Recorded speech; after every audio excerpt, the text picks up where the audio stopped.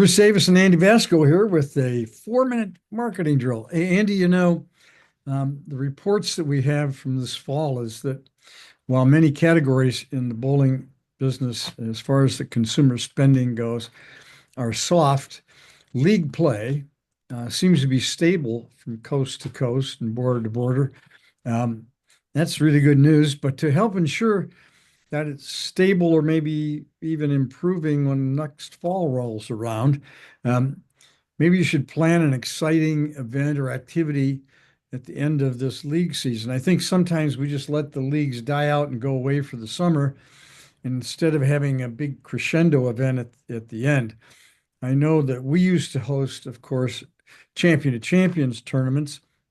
And while maybe that isn't the format you want to go with, the champions of all leagues playing off each other, um, you might want to have some sort of a house championship where any number of teams could enter, pay an entry fee, and enter this house champions tournament, sort of a knockoff of the champions idea, and then get champions in each category, men's, ladies, mixed, etc. Um, what other events might you recommend? Well, I've noticed a few centers that offer a bowler appreciation party at the end of the season. It's an open house type event, food, drinks, music, and even some great door prizes. And the important thing is each league bowler is allowed to bring a guest with them. Uh, but I like to, caution you, you want to register these people when they come in. So if someone's bringing a guest, uh, have them fill out a data card so you have their information for the next upcoming league season. Yeah. On the West Coast, they used to run an end of the year thing that I thought was really neat.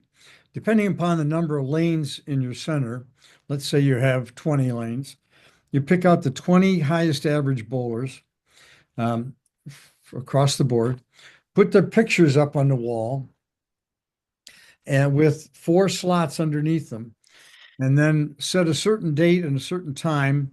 When that date and time comes up, people can come in and pay and sign up to bowl on one of those high average persons teams and then be in this house event at the end of the year that honors the high average people. It gives people a chance to join and bowl with other people that they maybe respect because of their bowling talents. And it really, really can be a great fun event. Um, I think that the idea is to inject some fun. Years ago, all of our leagues used to have what we call a fun night. After the last night of bowling was strictly fun and games night. And I think, stealing something from the past and bringing it forward and have some sort of an event. Maybe it's only a one day or one night event, but where a lot of kind of different type of bowling things went on. And maybe there's some discount or some free food and beverage, just to highlight and to thank the people for being, high frequency guests all year. And like you said, ask them to bring another person or two along because maybe those will be the people that would want to join the fun next year. Anything to close on this, Andy? Well, I can tell you on the Fab Four tournament, which it was called, I ran that, gosh, some 20 some years ago. It was a super exciting event. And the enthusiasm and the cheering that went along with it, it was a 10 game Team Baker qualifier. Then it went to a stepladder finals. Super fun, super exciting, created a lot of good chatter, especially at the end of the year and ending the season on a very high note. Yeah.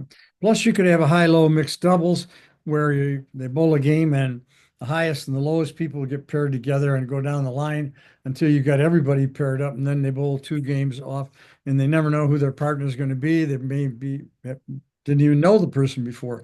Any of these formats that were briefly mentioned, Andy and I are happy to share with you the details and maybe even provide, some rules or some artwork.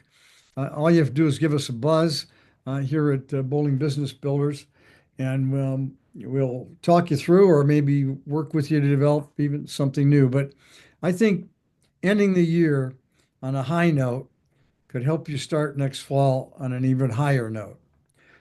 For Andy Vasco and Bruce Davis, your 4-minute marketing drill. Thank you.